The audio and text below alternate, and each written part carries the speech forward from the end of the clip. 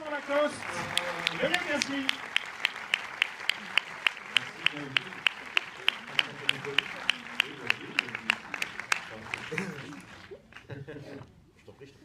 Merci d'être là, ça nous fait hyper plaisir, parce que le film est vraiment absolument formidable, mais on va en parler à la fin.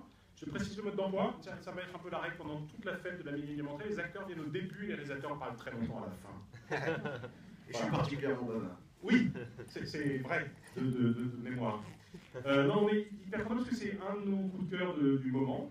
Très sincèrement, je le disais tout à l'heure, mais je le crois vraiment que les deux films les mieux écrits qui sortent dans les 3 mois à venir côté français, c'est le film dont on sort là, le film de Judith Davis, qui est une espèce de précision chirurgicale sur la question du politique aujourd'hui, et le tien, Félix, ouais.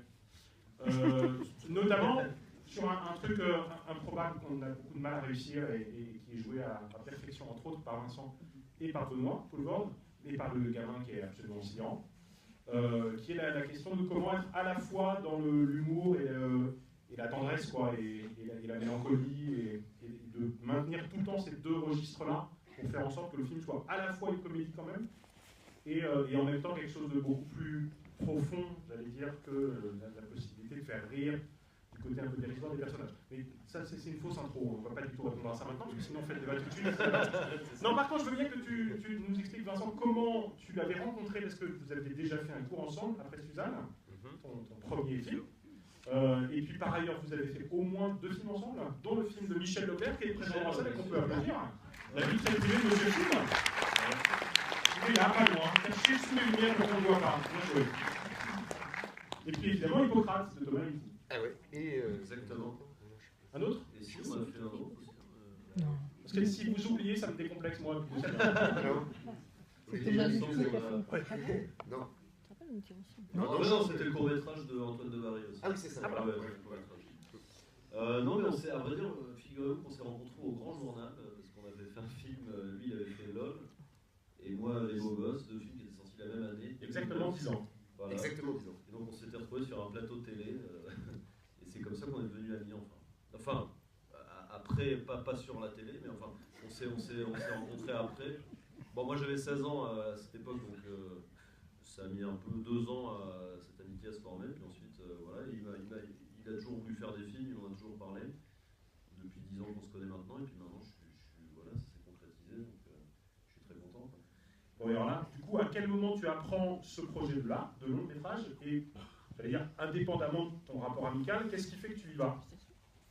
Bah, je trouve qu'il a un sens, comme tu disais, il a vraiment un sens des dialogues qui est assez exceptionnel, je trouve, qui sont à la fois très sophistiqués mais très drôles, et que je trouve dans la comédie il y a assez peu, et donc ça m'a intéressé, et puis surtout c'était un film vraiment sur un film très tendre sur la famille et tout ça, et j'ai trouvé que ça m'intéressait, et surtout ça lui ressemblait, quoi. Moi j'aime bien les cinéastes qui ont des univers, et là tout de suite dès les premières séquences j'ai senti qu'il y avait son univers qui était hyper bien retranscrit, quoi. Donc voilà, et puis après au-delà du scénario, on a vraiment les mêmes goûts de cinéma, quoi. On fait que parler de ça en permanence, donc, je savais ce qu'il aimait, quoi. Je lui faisais confiance en fait dès le départ, quoi.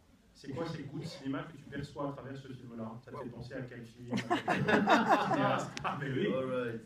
Ah, tu pensais passer 30 secondes, mais t'es pas chez UGC ici. Absolument pas. Merde, c'est le producteur de Michel. Non, mais je pense qu'on est très. Bah, après, je vais dire des grands génies, hein, mais ceci dit, Félix est aussi un. En tout cas, il le deviendra, j'en suis sûr. Mais non, mais Woody Allen, John Cassavetes. Non, mais des gens qui font de la comédie en même temps. Cassavetes, pas mal parce qu'il aime beaucoup travailler. La plus grande qualité de Félix, je pense, c'est qu'il a vraiment un sens pour réunir les gens et créer un environnement où tout le monde se sent bien et tout ça, se faire se rencontrer les gens. Et on trouve ça chez Cassavetes, je trouve, où il a vraiment une famille de cinéma et tout ça. Et je pense que Félix va tendre vers ça aussi, ou en tout cas là, sur ce film-là, le court-métrage qu'on a fait, c'était vraiment ça. Et même, c'est des histoires d'amis, de famille qui rentrent toujours chez soi à la fin, comme il aime le dire. Et voilà. Comment est-ce que tu peux, pour le coup, caractériser ton personnage là et la façon dont tu en as parlé? Les gens n'ont pas vu le film, donc on va rester un peu allusif, mais... Ouais. Je vais vous spoiler. Voilà, sans spoil, donc, qu'est-ce qui te semble être la note particulière de ce personnage? Moi, ce qui m'amuse, c'est qu'il pourrait être antipathique, parce qu'il est un peu désespérant, mais en même temps, il est tellement désespéré, assez maladroit, que on le pardonne. En tout cas, j'espère qu'on le pardonne quand même, quoi. Et après, moi, je trouve qu'il a un sens de la, comment dire, de la dramaturgie qui me fait beaucoup rire, quoi. C'est-à-dire, il aime bien mettre en scène un peu son chagrin, son chagrin de temps en temps, et pour mieux le cacher, hein, on va dire. Mais voilà. Et après, c'est quelqu'un qui vient de se faire, qui a perdu son amour de jeunesse et qui déserte un peu sa vie, quoi. Donc il est extrêmement ambitieux, mais pour autant il fait absolument rien pour y arriver, quoi. C'est-à-dire, il est extrêmement feignasse, hein, je veux dire. Mais c'est une passade, bien sûr. Enfin après, je veux pas trop vous Non, en dire, non, parce on n'a pas spoilé. on a déjà vu, on n'a pas spoilé. Tout en ayant une espèce d'assurance avec les femmes, quand même, qui devient une espèce de truc entreprenant. Ah, il est persuadé de plaire aux femmes, ça après on sait pas si. On fera un sondage, mais on attend que tu sois parti. C'est ça. Oh, écoutez, je pense que oui, ou en tout cas, il est, comment dire, il est obstiné, voilà, c'est ça, il est obsessionnel avec ça, donc parfois, au moins il tente, quoi, donc des fois ça marche, plus que quelqu'un qui ne tente pas, quoi. Et alors, dis-nous un peu, à la fin, il y a une question hyper théorique, mais c'est de sa faute à lui, donc on va lui rejeter toute la responsabilité. J'ai rarement vu un metteur en scène qui parlait aussi bien de son acteur dans le dossier de presse. Réellement. Parce que ça renvoie à la justesse du film, mais alors, pour le coup, le faire réagir lui, ça va être une torture, cette question. Mais avant, non, je veux bien qu'il nous explique ce qu'il y avait de particulier dans le fait de jouer avec ce gamin, qui n'est pas acteur a priori, le petit Capella, j'ai oublié son prénom. Mathieu Capella, ouais. Qui est vraiment la révélation du film, pour le coup, celui qu'on n'avait pas du tout identifié. Comment est-ce que vous êtes, pour le coup, trouvé dans le jeu? Qu'est-ce que ça représentait de jouer à côté d'un enfant qui n'avait pas d'expérience ni théâtrale ni cinématographique?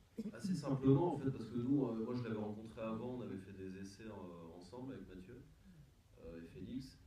Et en fait, après, chez lui, on sent tout de suite qu'il y avait vraiment la vocation à ça, quoi. Donc c'était hyper naturel et très.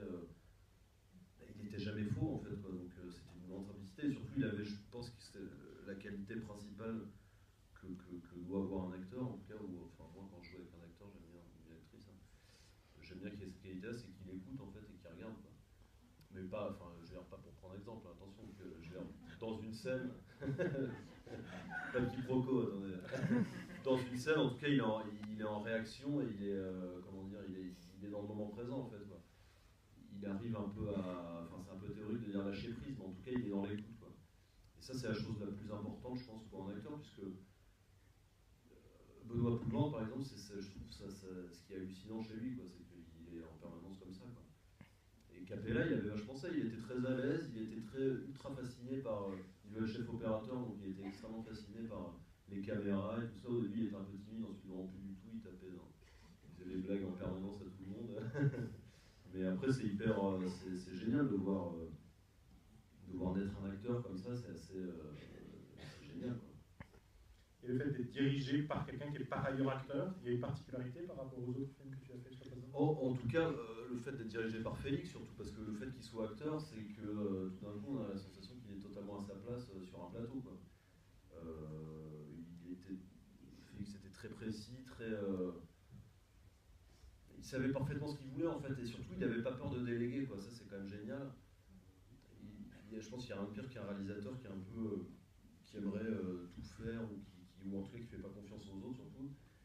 Et lui, il avait tellement bien choisi son équipe, que ça aille de la déco à la caméra, aux acteurs, quoi, que en fait, il nous fait une confiance absolue. Et du coup, moi, j'avais la sensation d'être totalement compris et de le comprendre. Après, nous, on se connaît très bien, donc on avait moins besoin de parler, je pense, mais à la base, c'était quand même une pression quasi supplémentaire de jouer pour Félix, parce que je me disais, c'est mon ami, à la limite, j'ai quelque chose à perdre, quoi, parce que si je suis nul dans le film, enfin, s'il trouve que je suis nul dans le film, on sera plus amis, quoi. Il se dira, bon, il y a Coste, il s'est vraiment foutu de ma gueule. Parenthèse, et c'est ça qui était assez touchant dans les entretiens que tu as donnés sur Amanda, qui est ton dernier film à être sorti, le film de Michael Hertz.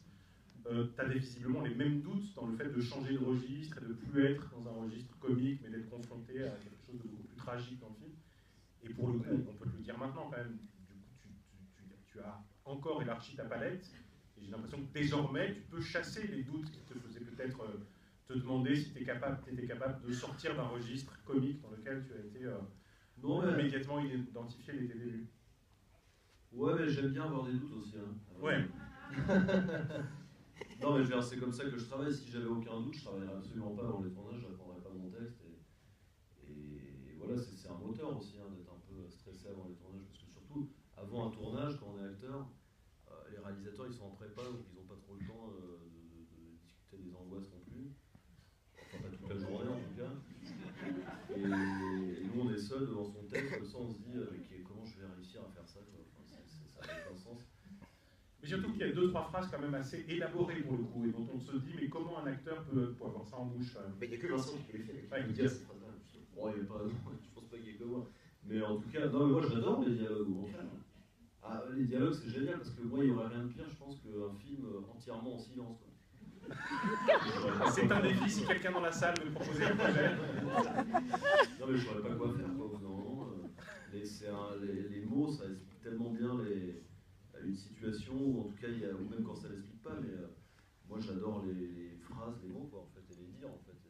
Et ça, c'est un grand plaisir, encore plus quand Félix, il aime bien les dialogues un peu comme ça, oui, un peu grandiloquent comme ça, de temps en temps. Enfin, les personnages sont un peu grandiloquents de temps en temps. Et moi, j'adore ça, quoi. J'adore dire des textes comme ça, c'est génial.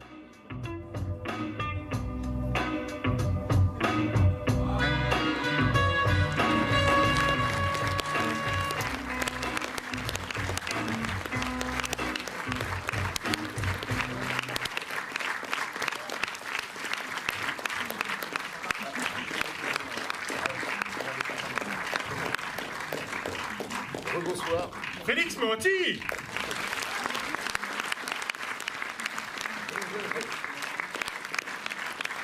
Merci beaucoup. Le monsieur qui a dit bravo, c'est vous. Génial. On le dira à Vincent, du coup. On le dira à Vincent. Et merci, merci d'être là. Voilà, tout simplement. Je suis là. Je te pose 2-3 questions puis on passe la parole à la salle. Parce que dans ce remarquable dossier de base, non, tu parles toi de la question de l'équilibre des genres, et quand même c'est un des gros défis du film, de pouvoir être à la fois dans la comédie assumée et en même temps dans cette espèce de mélancolie assez profonde. Est-ce que tu peux nous dire comment tu as travaillé ça, à quoi ça correspondait dans le projet du film? Bah non, mais déjà, même dans ma vie quotidienne, j'hésite entre les genres. En fait, je sais jamais si je dois rire. Je trouve ça délicat de trouver un ton dans la vie, en fait, de savoir quelle réception on fait, comment recevoir les choses. Et c'est vrai que moi, je suis très attaché à la comédie en tant que spectateur, en fait. Pour moi, c'est un genre extrêmement compliqué à réussir, et c'est le genre de la délicatesse, quoi. C'est-à-dire que, et il en revient de même pour le choix des acteurs, par exemple. C'est-à-dire que la scène d'ouverture, d'ailleurs, je m'excuse parce que le son était très bas pendant les 30 premières secondes du film. Et la scène d'ouverture, quand il y a Benoît Poulvord qui rentre comme ça dans un cercueil, si je fais la même scène avec Patrick Devers, imaginez, on sait tout de suite, immédiatement, qu'on est dans un drame. Alors qu'avec Benoît Poulvord... Surtout qu'il est déjà mort, pardon. Surtout qu'il est décédé. Ce qui peut être compliqué. Mais avec Benoît Poulvord, on est protégé par son aura comique, en fait, par ce qui nous précède. C'est-à-dire que nous, en tant que spectateurs, on a l'habitude de le voir dans un registre très... comme ça, exubérant, très drôle, et je trouve que le mettre dans des situations avec un penchant un peu plus dramatique, un peu plus grave, ça nous protège. Ça nous protège de trop de gravité et de trop d'esprit de sérieux. Et voilà, et Vincent Lacoste, c'est pareil, quoi. Tout est drôle et délicat chez ces acteurs-là, et donc je trouve que ça nous protège en tant que spectateur. Donc, je me permets une forme de gravité en prenant déjà des acteurs qui nous en protègent. Parce que la gravité au départ, c'est quand même deux mecs qui sont totalement à côté de la plaque, en rupture totale par rapport à leur vie programmée, entre l'aîné des deux fils qui continue à faire croire qu'il va aller au bout de cette thèse, et nous on en doute assez rapidement de cet achèvement, y compris après le rendez-vous avec le directeur de thèse qui parle d'un fantôme, et puis l'autre fantôme, ça a vraiment à voir avec la mort dans les deux cas, qui est celui qui se croit être le suivant sur la liste, parce que tout à coup il n'y a plus personne de plus âgé que dans la famille, et donc il y a une espèce d'orientation vers la mort, avec l'idée que voilà, la dernière chose à faire, c'est d'attendre de mourir, quoi. Ce qui fait que quand même, le film est assez fascinant là-dessus aussi, c'est-à-dire de réussir à garder cette dynamique, alors que le penchant des deux personnages, c'est de penser qu'ils sont totalement orientés vers l'échec et la mort, avec cette espèce de contrepoint quand même du gamin. Voilà, ouais. Comment tu as pensé ce rôle-là du petit qui finit par leur dire de toute façon vous êtes des losers, alors que voilà, le vrai désir, la construction, la croyance aussi, elle est de mon côté. Eh ben, en fait, moi je pense que à la base de l'écriture du film, il y avait l'envie de faire dialoguer le souvenir peut-être fantasmé du gamin de 13 ans que j'étais, avec le jeune adulte que j'étais en train de devenir, qui avait la tentation du vide. C'est vrai que Joachim, c'est un déserteur en fait, il a tout déserté, il déserte. Voilà quoi, toutes ses fonctions, sa fonction de grand frère, sa fonction de fils, sa fonction d'amoureux, sa fonction d'étudiant, et il a tout déserté. Il est comme, c'est le fantôme de lui-même quoi en fait. Et j'imaginais que le personnage que joue Vincent, du coup, soit un peu nostalgique de lui-même. Qu'il ait une sorte de nostalgie de qui il a pu être à un moment donné. Et je voulais le faire dialoguer avec un petit de 13 ans pour lequel c'est absolument inacceptable, cette fragilité-là, cette faiblesse-là et cette résignation-là. Le petit de 13 ans, Yvan, voilà, moi je l'ai imaginé comme une espèce de cœur fanatique, un chevalier, quoi. Peut-être dans le vide, mais un chevalier, un victorieux. Et c'est vrai que c'est lui au début du film qui met le coup de pied, je vais tout mimer, qui met le coup de pied dans la fourmilière, quoi, en fait. Qui va voler le premier secret en écoutant une porte, et après qui va dévoiler le secret de Benoît, et ensuite, du coup, c'est grâce à lui, c'est par Yvan que le lien va se créer à nouveau. Ouais, et par les coups de portes d'ailleurs, parce que c'est un geste important dans ton film. Ouais.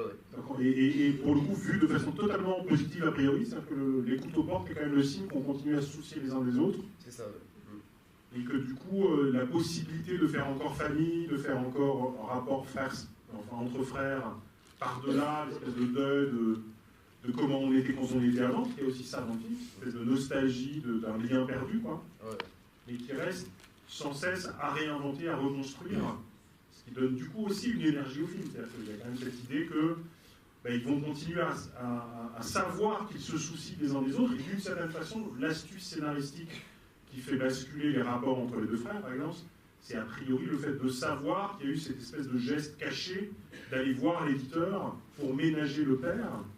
Et du coup, c'est ça aussi, le secret qui permet de se dire, ah non mais il y a vraiment une attention les uns pour les autres, même si elle est cachée les uns des autres. Oui, c'est certain, c'est des gens qui se soucient. Il y a une sorte de cercle de tendresse et de bienveillance les uns envers les autres, qui se tournent autour sans jamais vraiment se montrer.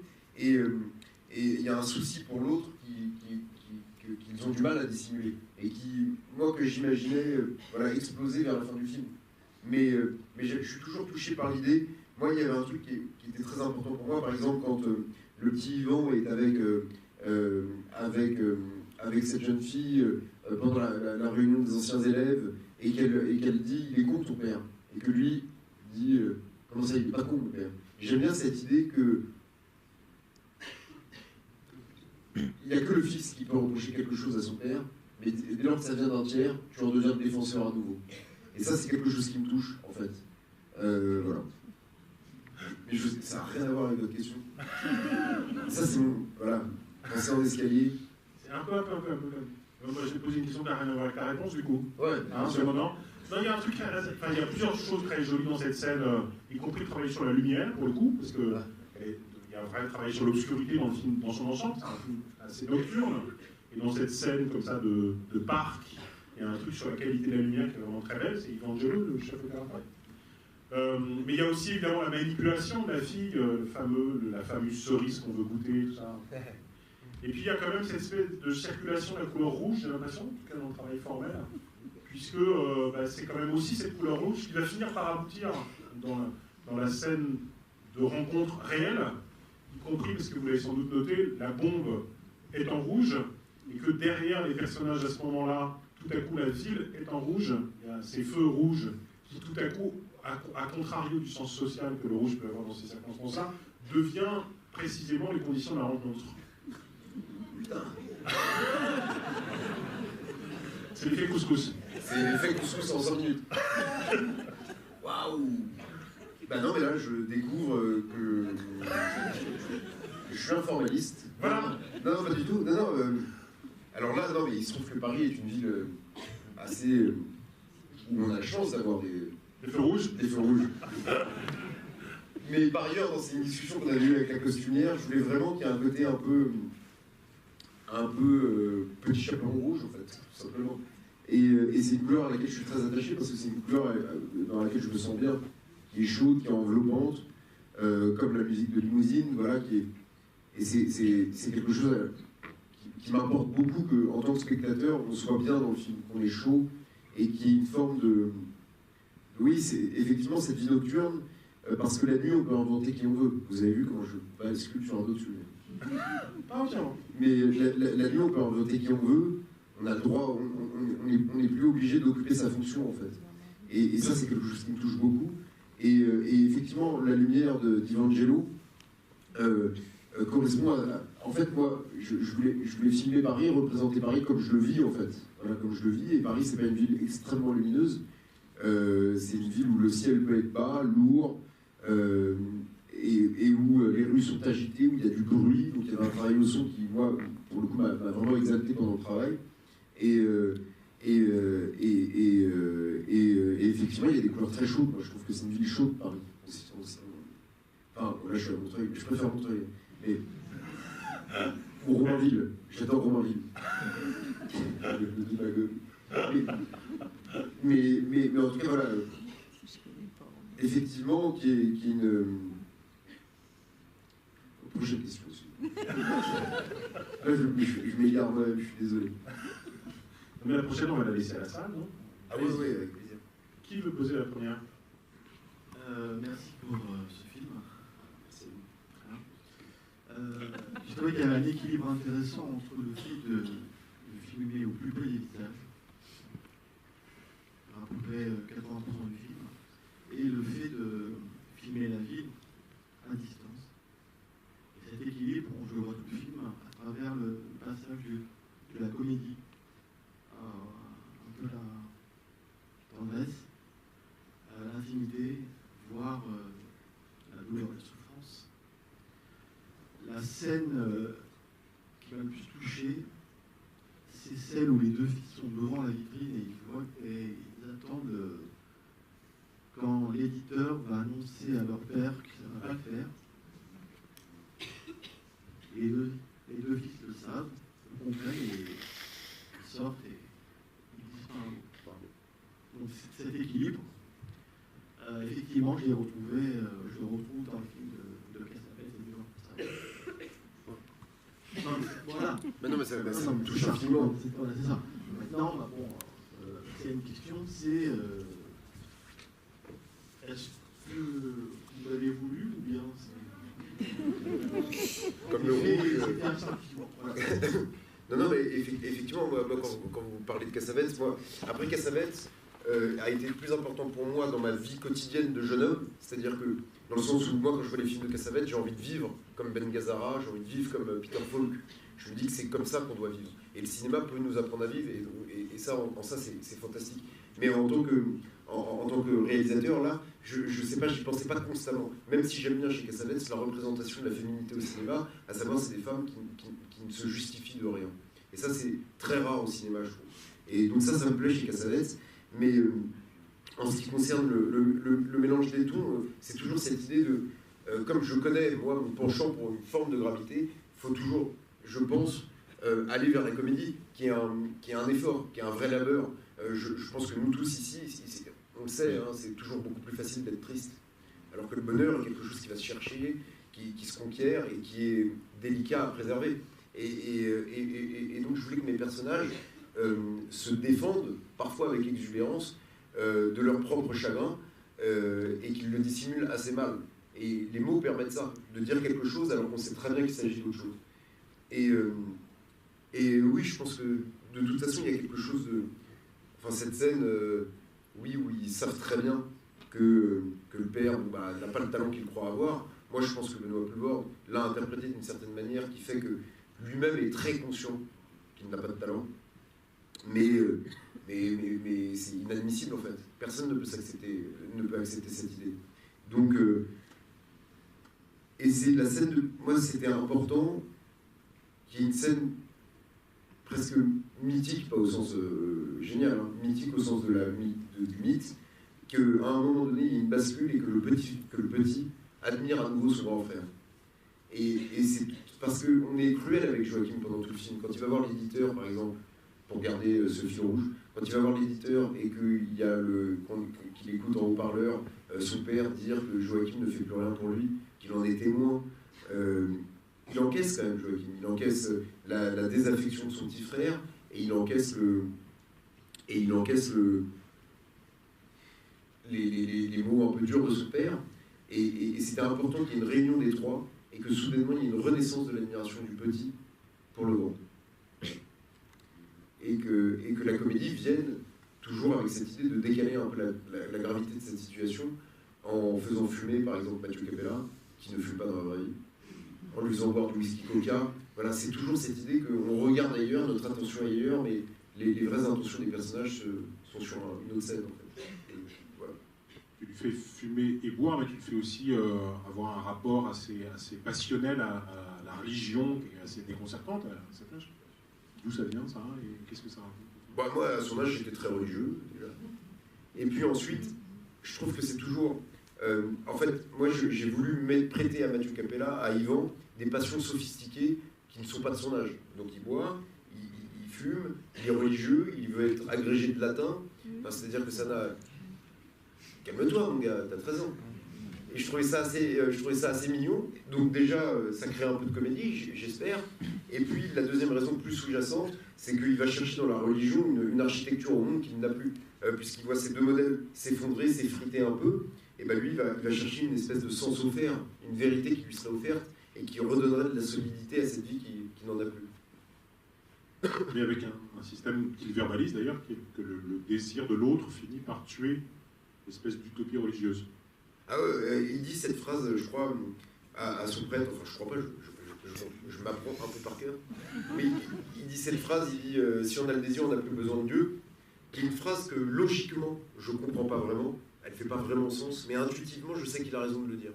C'est-à-dire qu'il sort du monde des idées. Je vous adore, madame. C'est pas de la moquerie, j'espère. Ah, d'accord. Bon ben... Ah. Et en fait, il sort du monde des idées, du monde de la religion, de la spiritualité, pour aller vers Mélissa. C'est un victorieux Yvan, quoi. Il va vers le monde réel. Et le monde réel, c'est rencontrer la personne qu'on aime, quoi, j'ai l'impression. Enfin, bon, c'est peut-être un peu étriqué comme vision, mais le mec qui n'a aucun problème dans la vie. Mais je suis vraiment une merde. Mais en tout cas, voilà. Je trouve que c'est... Il va vers le monde réel, il sort du monde des idées. Voilà. Non, mais rapidement, parce qu'il y a énormément de choses à dire. J'ai adoré ce film. Il est d'une richesse, moi je trouve assez rare. Enfin, c'est vrai que ces derniers temps, je vois pas mal de films assez rares, c'est bizarre. Celui-là, en l'occurrence, beaucoup de choses à dire. Pour rebondir, je pense que je peux me tromper, parce que je me trompe très souvent, mais je pense que la dame qui riait, il y avait peut-être un peu de tendresse dans son rire, mais elle pourra le dire elle-même. Il y a beaucoup de questions dans ce film. Il n'y a pas trop de réponses. J'aime beaucoup ça, selon moi. Ah non, il n'y a aucune réponse. Oui, il y a, voilà, voire aucune réponse. Et enfin, c'est trop riche pour pouvoir en parler là maintenant. On en parlera ensemble, sans se voir, dans les jours qui viennent. Mais on aurait dû les avec Vincent, film, en fait. Comment? Avec Vincent. Avec Vincent, avec plaisir. Mais bon, voilà, merci. Voilà, merci parce que très beau film, beaucoup de choses. Et puis le rapport homme-femme, enfin la notion homme-femme, qu'est-ce que c'est? Dieu, qu'est-ce que c'est? La vérité, qu'est-ce que c'est? Le vide, qu'est-ce que c'est? Rien, qu'est-ce que c'est? Ce débat durera donc 8h20. Voilà, merci. Merci infiniment à vous, c'est trop gentil, c'est trop gentil ce que vous dites. Et moi, en fait, en l'occurrence, je me suis rendu compte que, contrairement à Yvan, il refuse de ne pas avoir de réponse. Et moi, je me suis rendu compte que grandir, peut-être, ça voulait dire ça, c'était accepter qu'il n'y ait jamais franchement de réponse, mais accepter en tout cas la question. Accepter la question. Et du coup, c'est pour ça que je voulais finir le film sur le visage de Vincent, qui est un peu une fin inachevée, en fait. D'ailleurs, c'est un verbe qui n'existe pas, mais en fait, moi, j'inachève. Et voilà, et c'est un truc je voulais qu'il n'y ait pas de fin close. Respecter un personnage, c'est respecter sa vie en dehors du film, en fait, je trouve. Et l'imaginaire du spectateur qui ensuite fait absolument ce qu'il veut avec le dernier plan. Qu'est-ce qui va se passer pour Joachim après le film? Je sais pas. Et donc c'est pour ça que je veux pas donner de réponse parce que j'ai pas de toute façon j'ai rien de définitif. J'avoue que je suis un peu je sais rien. Bon, et 2 mots pour finir. Et je vais juste laisser Marion dire un petit mot parce qu'elle en a envie. Boulevard, comme d'habitude, rien à dire. Merci maître.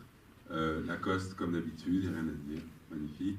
Ils ont eu de la chance d'être dirigés par toi, je trouve, parce que ça marche vachement bien tous les deux et c'était pas évident que ça puisse bien marcher. Enfin, pour moi, en tout cas, c'était pas évident que ça puisse bien marcher entre deux. Donc, bravo. Merci beaucoup. Merci pour eux. Bonsoir. Bonsoir. Là, je voulais vous remercier aussi parce que j'ai trouvé que c'était un Plus fort. très joli film. Plus fort? Ouais, non, plus fort. Les deux. Ok, les deux. Surtout que c'était le premier, c'est ça? Ouais, le premier long métrage.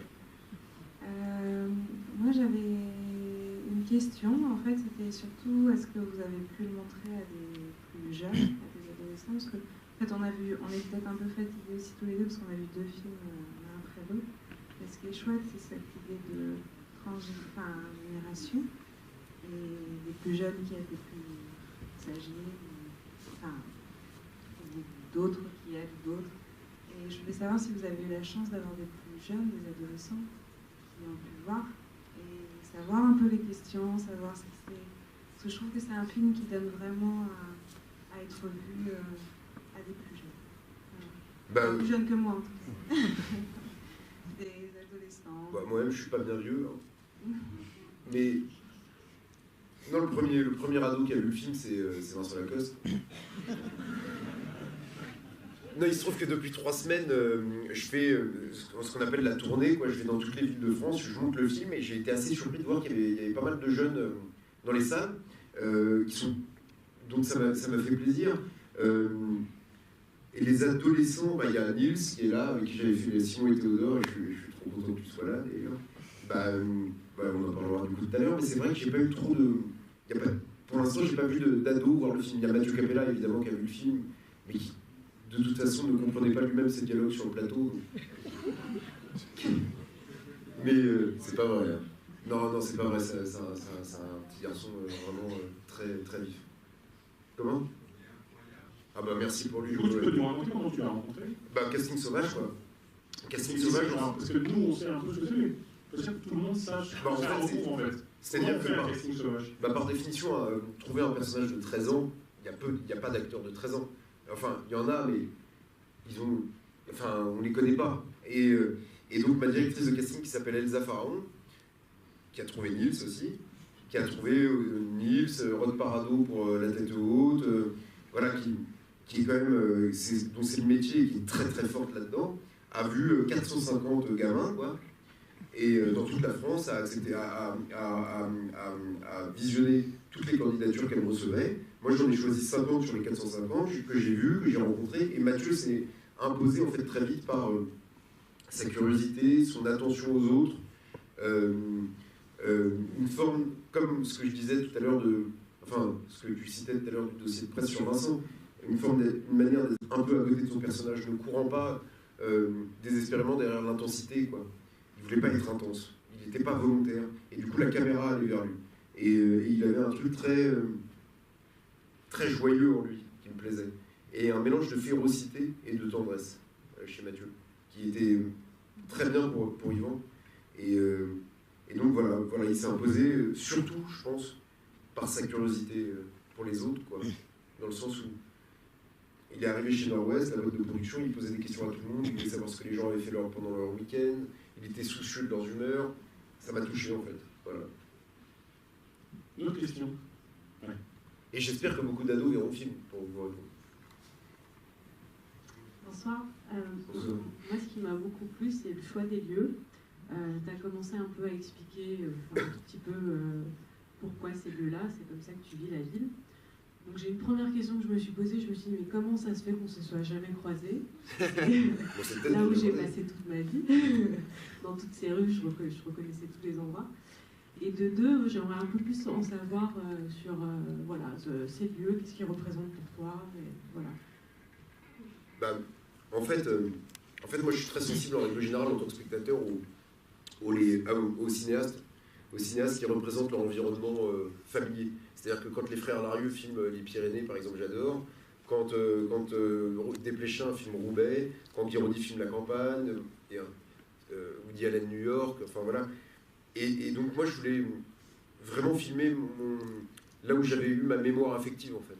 Là où je continue de grandir en fait. Et là où j'ai grandi et où je continue de grandir. Là où j'ai eu mes premiers chagrins, mes premières joies, mes premières ivresses, voilà. Là où j'ai marché, là où je me suis un peu perdu, voilà. Et voilà, c'est mon espace vécu, en fait, Paris.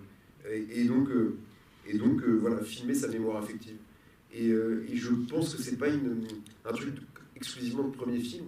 J'espère que je ferai ça aussi dans les prochains. C'est-à-dire que c'est comme une sorte de pacte tacite qu'on fait avec les gens qui voient le film ensuite.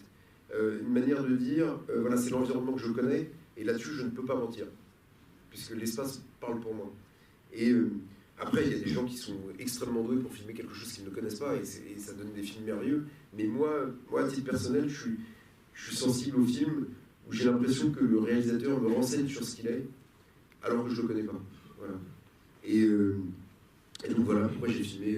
Et je voulais surtout, voilà, que comme c'est un film un peu sur 3 solitudes, 3 personnes un peu enfermées en elles-mêmes, de les filmer dans un décor urbain où c'est agité, il y a beaucoup trop de bruit. Il y a constamment des gens qui passent dans le cadre, surtout quand on a un langue focale, c'est-à-dire quand la caméra est loin de l'acteur qu'on filme. Et je trouve que ça nous protège aussi de trop d'intimité. Le fait de faire des discussions intimes, des sentiments, de filmer des sentiments intimes dans une ville très grande, ça met un voile de pudeur qui me plaisait. Voilà. Bonsoir. Bonsoir. Alors, je ne suis pas très calé au cinéma, ni c'est citer des personnes que je ne connais même pas. Moi, ce que j'apprécie, c'est que par rapport à l'analyse analytique du film, tout ça, je te vois là, t'es comme ça, t'es une boule d'émotion, tu stresses devant nous et tu parles avec tes tripes, c'est clair. Je me demandais si dans ce film, parce que moi, le film, il y a la ville, il y a la nuit, on a déjà parlé, je peux en reparler. Moi, j'ai vu trois hommes, j'ai vu 3 personnes, j'avais l'impression de te voir d'ailleurs, en petit, en moyen. Poulvord, bon c'est Poulvord, c'est difficile de te voir en Poulvord, mais il y avait quelque chose aussi, c'était de l'intime, c'était de l'émotionnel, c'était du lien, c'était de la tendresse. Et ce qui m'a frappé, et je sais pas si c'était volontaire, c'est qu'en fait j'avais l'impression que c'était trois personnes masculines, un rapport entre générations, entre fils, entre pères, entre hommes. Dans ton film, ils sont vraiment au centre. Et autour, tu as fait tourner toute une flopée de personnages féminins qui tournent, ils sont en orbite en fait, ils tournent autour, ils sont là. Mais c'est vraiment, j'ai trouvé que c'était vraiment un film très très masculin, très sur les rapports entre les hommes, avec toute la difficulté qu'on a plus entre hommes à se parler et à se comprendre. Donc, on s'écoute derrière une porte, on ne se passe parler directement, on fait attention les uns aux autres, mais on est moins démonstratif.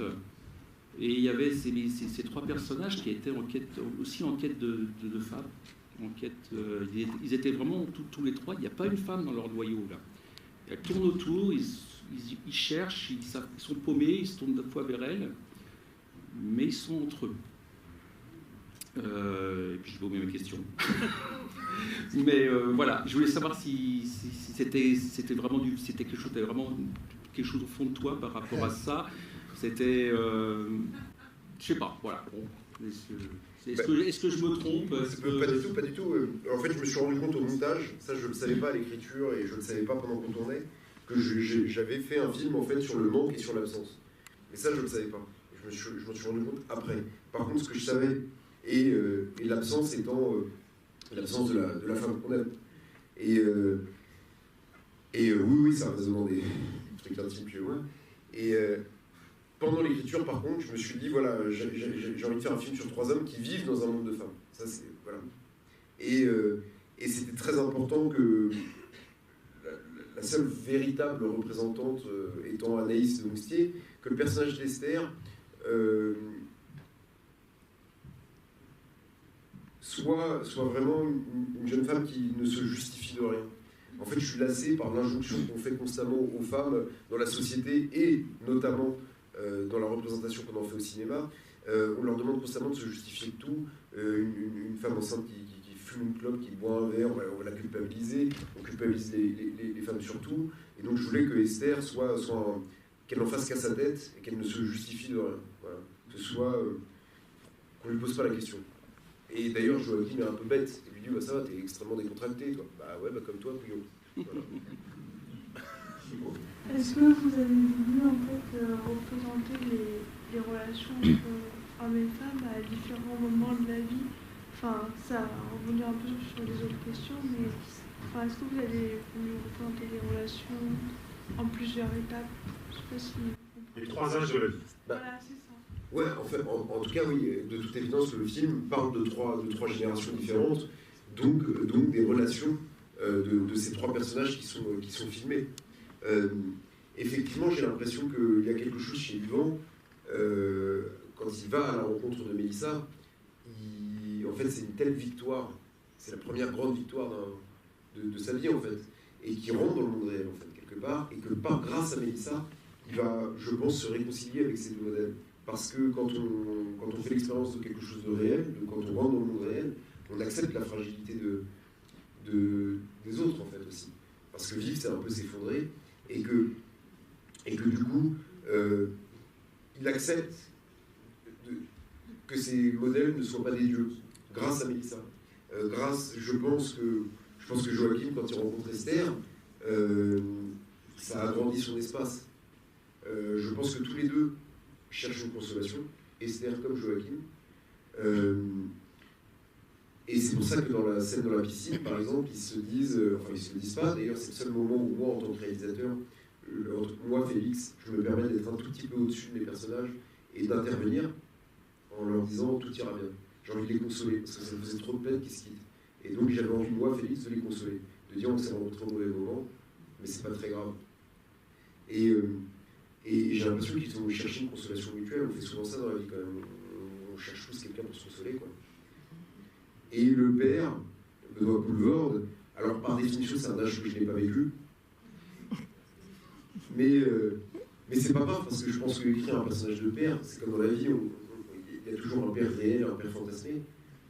Donc je me suis laissé aller à un père de fiction qui toute sa vie a été obsédé par un regard qui ne pouvait pas venir puisqu'il est orphelin, et qui va s'ouvrir vers le monde des vivants. Et encore une fois, la personne à qui il le dit, c'est Ria, qui est là. Et que je salue parce que ce qu'elle fait dans cette scène est très dur, à savoir être à l'écoute et complètement habiter le cadre, c'est sans intervenir, je trouve ça, voilà. Et ce qui est marrant, parce que si on veut faire j'ai choisi Baya pour jouer la femme du père de fiction, en sachant que c'est Michel, le mari de Baya, qui m'a donné envie de faire des films. Voilà. Donc quelque part, les choses se rejoignent. Et oui, effectivement, à 3 âges de vie. Moi, je veux bien que Baya nous raconte le tournage de cette scène, parce que pour moi, pour le coup, on a cité un des plans les plus émouvants quand les 2 femmes se retrouvent avec ça, le café, mais quand même, une des scènes absolument incroyables en termes d'écriture et de jeu, c'est aussi cette confidence de Benoît Poulvorde, qui me paraît hyper forte. Et mon hypothèse, c'est que pour le coup, il faut quand même, pour pouvoir jouer aussi juste chez un Poulvorde qui peut par ailleurs en faire des tonnes, être exubérant, tout ça, dans ce registre-là, je pense qu'il faut à côté de lui quelqu'un à qui il s'adresse, qui lui donne ce talent-là. Et comme c'est Baya Casmi, on va lui laisser raconter cette scène. Qui elle-même ça, on peut même l'applaudir au passage.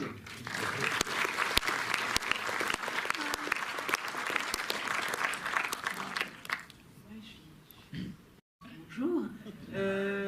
Non, mais pour moi, c'était une scène c'était extraordinaire parce que c'était comme une petite souris sur le plateau de Félix, de le voir être réalisateur, de le voir travailler et voir Benoît Poelvoorde travailler, c'est extraordinaire. Enfin, c'est pas Félix qui me contredira, mais c'est, je sais pas, il a une espèce de force, d'émotion, et c'est tellement fort, enfin, cette émotion est tellement palpable chez lui. Quand il joue, il y a vraiment rien de faux.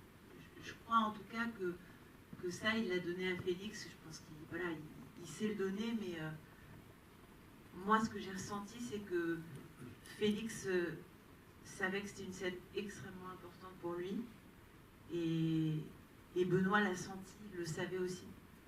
Donc il y avait vraiment quelque chose de très beau et de très concentré, même si Benoît n'est pas très concentré. Enfin, c'est pas qu'il n'est pas très concentré, mais voilà, c'est quelqu'un qui rigole beaucoup, qui fait beaucoup de blagues, qui occupe énormément l'espace. Et ce jour-là, j'ai pas du tout ressenti ça. C'était très beau, c'était très calme. Il a travaillé avant, il est arrivé, il a raconté ça, on avait tous envie de pleurer. Et je pense que voilà, il y avait vraiment quelque chose qui passait entre Félix et entre Benoît sur l'importance de ces confidences, sur l'importance de cette scène. Et moi, j'ai été très heureuse d'être là grâce à lui. Voilà. C'est grâce à lui, visiblement. Ça.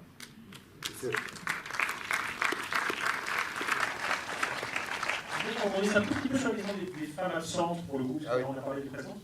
Le film est effectivement très structuré quand même sur l'absence de la mère, mais aussi l'absence de l'être aimé, fantasmé et supposé être indépassable. Et tu dis que tu t'es rendu compte presque a posteriori que c'était un film sur l'absence, qui est quand même un constat bizarre, parce que c'est vraiment au cœur du scénario et des dialogues. Qu'est-ce qui fait que tu l'as pas vu avant, en un sens? Peut-être j'étais dans le déni, tout simplement. Je ne savais vraiment pas que j'avais fait un film vraiment à ce point-là, sur 3 hommes à moitié. Voilà. 3 hommes qui sont la moitié d'eux-mêmes pendant tout le film et qui, à un moment donné, vont réhabiter le monde. Je n'avais pas compris, quoi. Ça, c'est réhabiter le monde. Ce serait très facile, quoi. Ah, je me sens pas... Je me sens pas bien. Ah, ça ne pas coller. En fait, voilà, je m'en suis rendu compte vraiment au montage. J'avais l'impression que tous les 3 personnages principaux, je veux dire, étaient hantés par des spectres et par des fantômes. Et ça, voilà. Je m'en suis rendu compte en voyant le film. Parce que l'image rapporte quelque chose. C'est-à-dire que quand tu l'écris, tu sais tu sais de quoi parlent tes personnages, mais ensuite, quand le film est projeté, et que, en fait, tous ces fantômes envahissent le cadre, ça fait un sens différent. Et effectivement, par exemple, cette image du cercueil vide, au début du film, quand Benoît Poelvoorde va rentrer dans le cercueil, il y a déjà ce premier fantôme, qui est celui du frère, qui est ce regard qui ne viendra plus, que Benoît va évoquer plus tard. Ensuite, il y a Suzanne, donc que Joachim n'arrête pas de ressasser. Ensuite, il y a cette mère des 2 enfants, qui est évoquée très brièvement quand Benoît parle avec Bayard, et qui est une place vacante, qui fait que les 3 hommes s'entassent dans cet appartement comme ça, et que plus rien ne les protège les uns des autres. Et donc voilà, je me suis rendu compte vraiment au montage, quoi.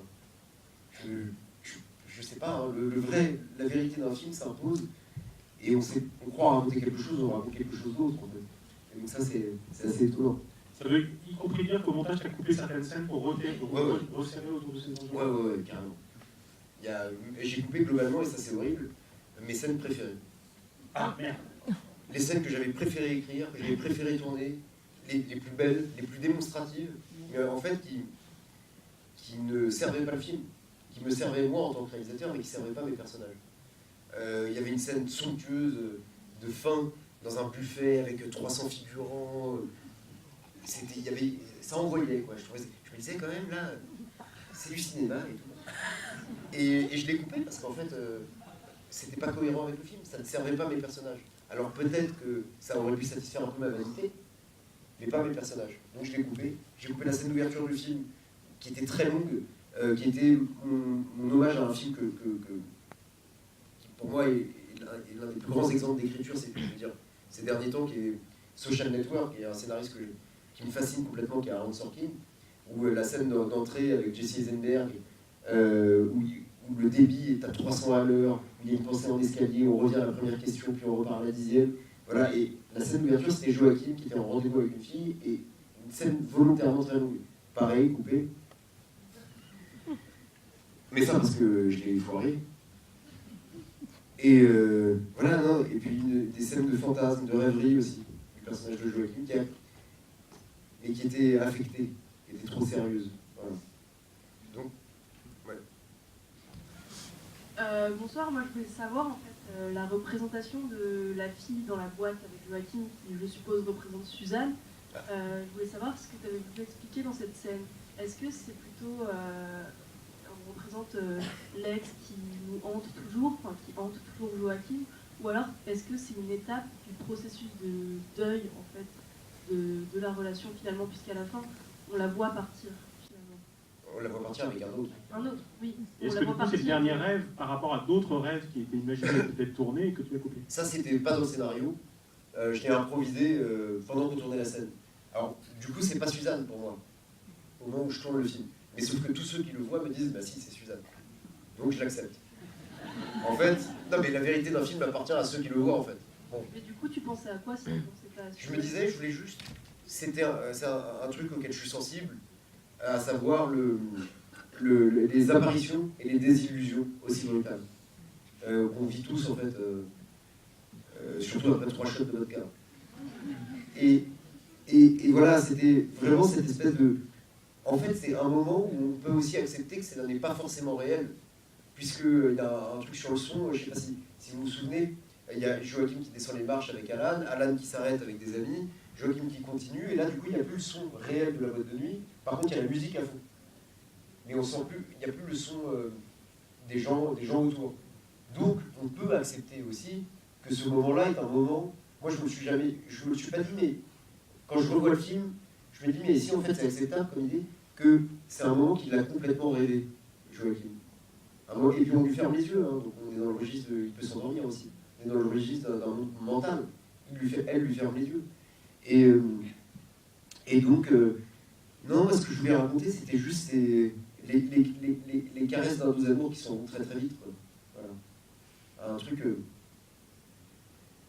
une consolation, encore une fois, qui ne marche pas. Cette fille, c'est un peu la métaphore de toute sa vie, de tout ce qu'il voit partir finalement. Bah peut-être, oui. Non mais c'est vrai qu'en fait, moi je m'en rends compte là depuis 3 semaines que je montre le film et tout ça, qu'en fait, en parlant avec ceux qui me voient, en fait j'apprends des choses sur mon film. Et vraiment, sincèrement, je sais pas. En fait, la vérité du film, elle vous appartient. Quoi. Donc, ça peut être ça, ouais, totalement. Ça peut être, à un moment donné, cette césure avec ce monde d'avant. Moi, j'ai vraiment voulu faire quelque chose, une scène où on ne va pas courir derrière un sens logique, quoi. À ce moment-là. La dernière. Bonsoir. Bon, j'ai pas grand chose à dire, mais à la fin de toute cette discussion, je trouve que ce qui est très fort dans votre film, justement, c'est de ne pas avoir tout dit, de ne pas avoir saturé, ni trop expliqué ce qui sort dans la discussion, à savoir le manque des femmes, le fait que les femmes soient absentes, etc. Ça fait des espaces vides. Et toute la force de votre film, la dynamique, à mon avis, de la puissance de ce film et des émotions, c'est précisément que tout ne soit pas saturé, comme ça peut souvent arriver. Voilà. Donc bravo, à mon avis, pour ça. Merci. Merci à tous, merci à Félix Moati, et à Baya Kasmi, et à Vincent Lacoste au passage. Et je tiens à dire vraiment que c'est extrêmement émouvant de partager en fait un film. De partager un film et la fabrication est collective, le visionnage l'aide aussi. J'aime follement le cinéma pour ça. Donc merci infiniment d'être là et d'avoir été ici ce soir et pour la générosité de vos questions. Merci beaucoup. Merci.